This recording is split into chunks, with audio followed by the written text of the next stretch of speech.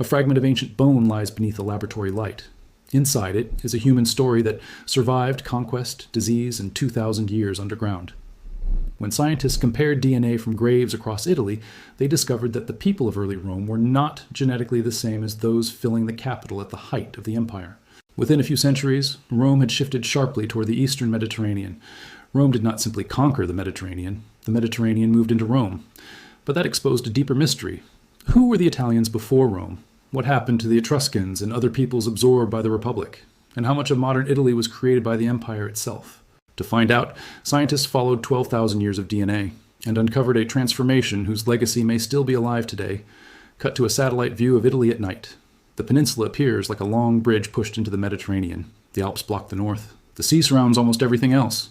To the west lie Sardinia, Corsica, and the routes toward Iberia. To the east, the Adriatic points toward the Balkans. To the south, Sicily faces North Africa and the ancient highways leading to Greece, Anatolia, Egypt, and the Levant. Italy looks protected. In reality, it is exposed from every direction. For thousands of years, people crossed its mountains, landed on its shores, traded in its ports, built colonies, fought wars, married local families, and disappeared into later populations. That geography created the Italian DNA mystery. Modern Italians show strong regional differences. Northern, central, southern, Sicilian, and Sardinian populations do not form one simple genetic block. But modern DNA alone cannot reveal exactly when those differences appeared. Later migrations can hide earlier ones, and the same genetic pattern can be produced by more than one historical event. Ancient DNA changes the investigation. Instead of beginning with people alive today and trying to work backward, researchers can take genetic snapshots from different moments in time. An Iron Age warrior, a Roman citizen, a person buried near an imperial road, a victim trapped at Pompeii. Placed together, these individuals become a timeline. But ancient DNA does not survive like a perfect document. Heat, water, soil, bacteria, and time break it into tiny fragments. Modern contamination can enter the sample through excavation or handling. Researchers therefore work in clean laboratories, test for chemical damage associated with ancient material, and often target dense parts of the skeleton, especially teeth in the petrous region of the skull, where DNA may survive in greater quantities. On screen, the investigation can look deceptively clean. Colored dots appear on a genetic map. One cluster sits closer to Western Europe. Another stretches toward the Aegean, Anatolia, or the Levant. Arrows suggest movement across the sea, but those dots are not ancient races with fixed borders. They are statistical comparisons. When scientists say an individual has Eastern Mediterranean-related ancestry, they mean that the person shares more genetic similarities with reference populations from that broad region than with other groups in the analysis. The label does not identify a modern nationality, and it does not prove that the individual personally crossed the sea. The same warning applies to words such as steppe, Anatolian farmer, or Western hunter-gatherer. These are tools for describing deep ancestry patterns, not names the ancient people used for themselves. That is why the strongest studies combine genetics with radiocarbon dates, burial evidence, geography, historical records, and isotopes preserved in teeth. Strontium isotopes can sometimes show whether a person grew up in the same geological region where they were buried. DNA can show biological kinship. Archaeology can reveal what objects surrounded the body. None of these sources is complete alone. Together, however, they can expose a population change too large to see in any single grave. And in Italy, one change stood above the rest. It happened when a city beside the Tiber became the center of an empire. Even then, a genome is not a passport. It cannot tell us what language a person spoke, which god they worshipped, whether they felt Roman, or whether they arrived freely as a soldier, merchant, enslaved person, refugee, spouse, or child. DNA reveals biological relationships and patterns of ancestry. History must explain what those patterns mean. And before scientists could understand how Rome changed Italy, they first had to identify the population that Rome inherited. Part 2. Italy before it was. Italy, roll the timeline backward. 12,000 years ago, there was no Rome, no republic, no empire. Across the peninsula lived small communities descended from Europe's hunter-gatherers. Their world was shaped by coastlines, forests, rivers, caves, and the movement of animals. Then farming arrived. Beginning in the Neolithic, people connected to farming populations from Anatolia entered Europe and reached Italy. They brought crops, livestock, permanent settlements, and a different genetic profile. The change was not simply cultural. It altered the ancestry of populations across the peninsula. Thousands of years later came another major transformation. Ancestry associated with populations connected to the Pontic-Caspian steppe spread into Europe during the Bronze Age. By the Iron Age, this component was present in Italy as well.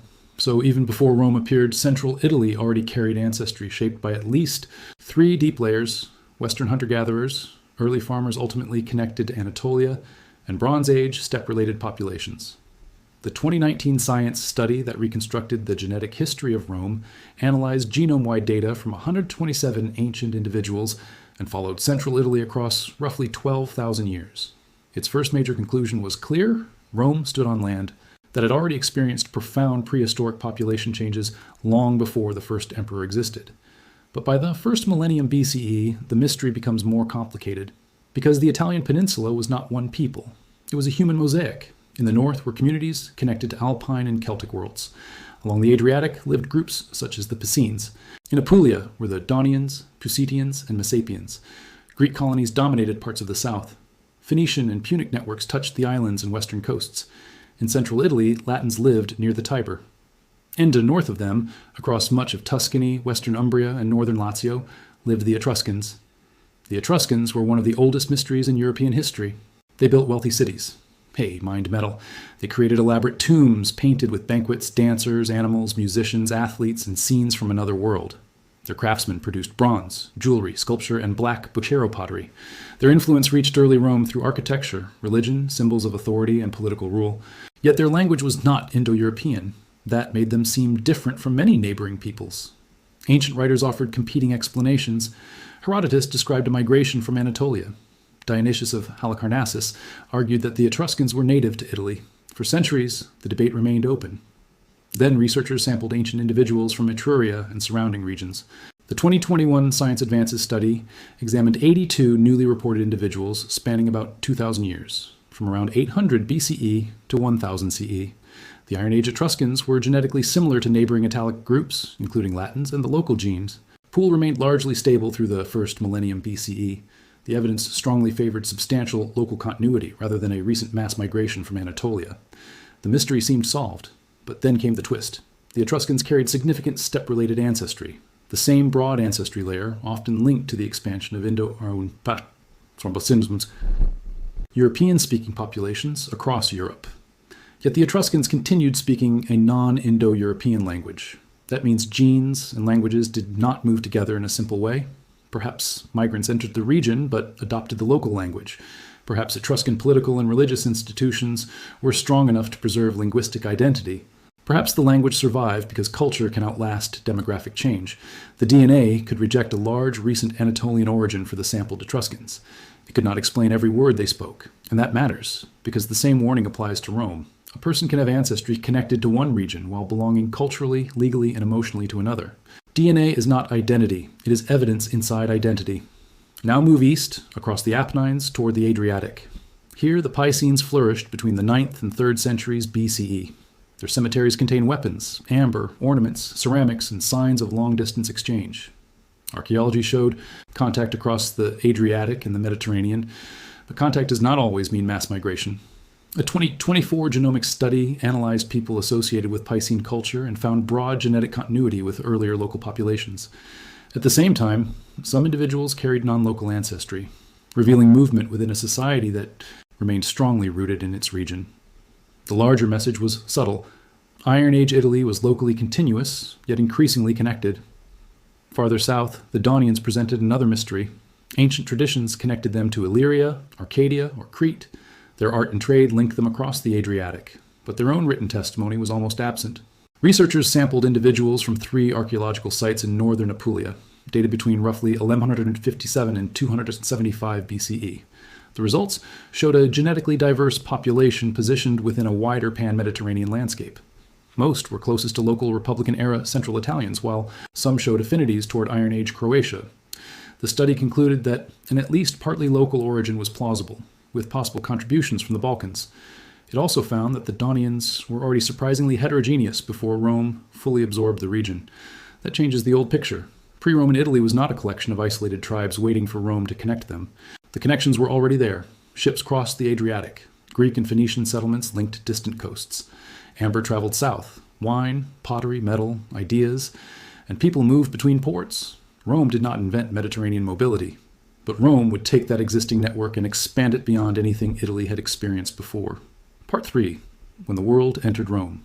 Imagine Rome during the early Republic, not the city of marble shown in films, a growing settlement on the Tiber, crowded streets, temples under construction, markets filled with livestock, grain, pottery, tools, and voices from nearby communities. Rome was surrounded by peoples it would first fight, then defeat, then absorb. Its expansion across Italy took centuries. Cities were conquered, treaties were imposed, colonies were founded, roads carried troops and supplies deeper into the peninsula, citizenship was granted unevenly, then widened. By the 1st century BCE, Rome had survived civil wars, destroyed Carthage, defeated Hellenistic kingdoms, and taken control of territories stretching from Iberia to the eastern Mediterranean. But political maps do not show what conquest does to human movement. Every new province created roads toward the capital. Soldiers returned from campaigns. Merchants followed military routes. Administrators, craftsmen, sailors, teachers, entertainers, laborers, enslaved people, and freed families moved through the system. Grain fleets crossed the sea. Tax networks pulled wealth inward. Imperial households drew people from distant regions. Rome became a machine that concentrated humanity, and the ancient genomes captured the moment that machine changed the city. In the 2019 study, most sampled individuals from the Iron Age and early Republican period clustered genetically with Western and Central Mediterranean populations. Then, during the Imperial period, the pattern changed sharply. Among 48 sampled Imperial-era individuals, the dominant ancestry shifted toward the Eastern Mediterranean and the Near East. Only 2 fell clearly inside the European genetic cluster that contained most earlier Iron Age individuals. The researchers described Rome as a genetic crossroads, with the imperial city showing powerful connections to regions such as Greece, Cyprus, Syria, and the broader Eastern Mediterranean. This does not mean 46 people arrived directly from one eastern province. Genetic affinity cannot provide a complete travel record. Some may have been born in Rome to migrant parents or grandparents. Some ancestry may have entered through southern Italy, where Greek settlements had existed for centuries. Some people may have come from mixed families that had already moved through several parts of the empire. But the population level signal is unmistakable. Imperial Rome was not simply an Italian city ruling foreigners. It was a Mediterranean metropolis populated by people whose recent ancestry reflected the world Rome controlled. Picture the camera rising above the forum. Senators walk beneath columns, vendors shout in crowded streets, a ship unloads grain at Ostia. A Syrian merchant negotiates beside a Greek-speaking sailor. An enslaved child is sold. A veteran returns from the frontier. A freed family opens a workshop. An Egyptian cult attracts worshippers. Latin is the language of power, but dozens of accents fill the city. The monuments look Roman. The crowd is imperial. For years, researchers interpreted the major eastward ancestry shift as a feature of the empire after Augustus. But newer evidence suggests the transformation began earlier. A 2025 study presented a high-quality genome from a late Republican individual near Tarquinia. That person already carried strong Eastern Mediterranean-related ancestry. When compared with other Republican samples, the researchers argued that the shift may have been developing roughly 2 centuries before the formal beginning of the empire, during the period when Rome was expanding aggressively into the Greek and Eastern Mediterranean worlds. That discovery changes the timeline. There was no genetic switch thrown in 27 BCE. The Republic had already opened the gates. The wars against Carthage, Macedon, the Seleucid world, and other powers did more than enlarge Roman territory. They enlarged Rome's human network. The genetic transformation was not caused by one emperor. It grew from centuries of conquest, trade, enslavement, settlement, and opportunity. And it probably did not affect every neighborhood equally. The ancient samples came from specific cemeteries around Rome and central Italy. Cemeteries can reflect local communities, occupations, religions, social classes, or burial customs. A sample of graves is not a census of the entire capital. That is one of the most important limits of the evidence. Scientists can identify a major shift. They cannot use 48 imperial individuals to calculate the exact ancestry of every person in a city of enormous size. But separate studies began finding compatible patterns beyond Rome. In Etruria, the population that had remained relatively stable through the Iron Age experienced a dramatic imperial-era change. The 2021 study estimated a population-wide mixture involving around half Eastern Mediterranean-related ancestry in its imperial period sample set. Later, during the early Middle Ages, additional ancestry connected to Northern Europe appeared. The Roman transformation was not trapped inside the walls of the capital. It spread through central Italy. And then Pompeii gave the story human faces. Part 4. The People Frozen in Ash. In 79, CE, Mount Vesuvius erupted. Ash and pumice fell across Pompeii. Roofs collapsed. Streets disappeared. Those who survived the first phase faced lethal pyroclastic surges, fast-moving clouds of hot gas and volcanic material. Centuries later, excavators discovered voids in the hardened ash where bodies had decomposed. Plaster poured into those spaces created casts that preserved final postures. The casts became icons: an adult holding a child, two people embracing, a group believed to be a family. Over time, emotional stories grew around them, but many of those stories were based on appearance, jewelry, body position, and modern expectations. In 2024, researchers extracted ancient DNA from fragmented skeletal remains embedded inside casts undergoing restoration. They obtained genome-wide information from 5 individuals and examined sex, ancestry, mobility, and biological relationships. The results broke several famous narratives. In the House of the Golden Bracelet, 4 people long interpreted as 2 parents, and their children showed no close genetic relationship. An adult wearing a golden bracelet and holding a child, often described as a mother, was genetically male and was not biologically related to the child. Another pair once presented as sisters, or as mother and daughter, included at least one genetic male. The point is not that archaeology failed. The point is that the dead are vulnerable to stories created by the living. Jewelry does not prove sex. Physical closeness does not prove family. A final embrace does not reveal the history of a relationship. The DNA removed assumptions, but it did not remove emotion. In fact, it made the scene more powerful. If these people were not close relatives, why did they die together? Friends? Members of the same household? Enslaved workers? Neighbors? People who found shelter in the same room? Strangers holding one another during the final minutes? The answer is still unknown, but their ancestry added another layer. The sampled Pompeians were mainly descended from recent immigrants from the eastern Mediterranean, matching the broader pattern seen in Imperial Rome. Pompeii was not the political center of the world. It was a regional city in Campania, yet its people also carried the signature of imperial mobility. That makes Pompeii more than a disaster site. It becomes evidence that the Roman population shift reached ordinary urban communities beyond the capital.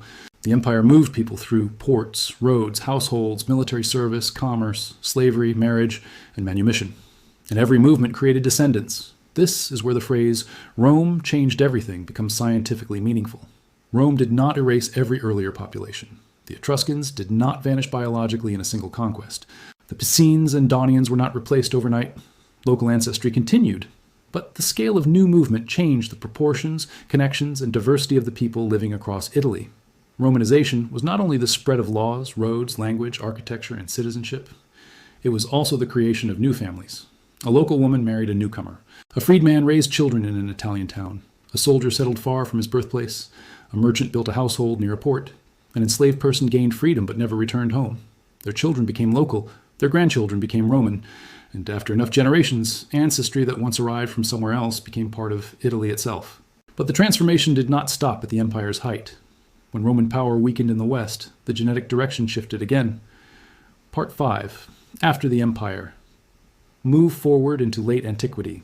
The Western imperial system begins to fracture. Political authority becomes unstable. Trade routes change. Urban populations fall. Wars, epidemics, economic contraction, and the movement of armies reshape the landscape. Rome no longer pulls people inward with the same force. The ancient DNA reflects this change. In the late antique and medieval samples from central Italy, ancestry shifted back toward Western and Northern European patterns. The 2019 Rome study found that after the imperial period, individuals increasingly resembled European populations again. The Etruscan time transect also detected Northern European-related ancestry in the early medieval period, consistent with migrations associated with groups moving into Italy after the weakening of Roman rule. Again, the transition was not clean. Empires do not end on the same day for every village. Eastern Mediterranean ancestry did not disappear. Local Iron Age ancestry did not return in pure form. New Northern ancestry did not replace everyone. Instead, another layer was added. This is the pattern repeated across the Italian peninsula. Continuity beneath change, change beneath continuity. Modern Italians descend from mixtures produced over thousands of years, but the Roman period appears to be one of the most important turning points, especially in central and southern Italy. The 2022 Daunian study observed that Iron Age Apulians were still genetically different from modern Apulians and suggested that later transformations helped move the region toward its present-day genetic structure.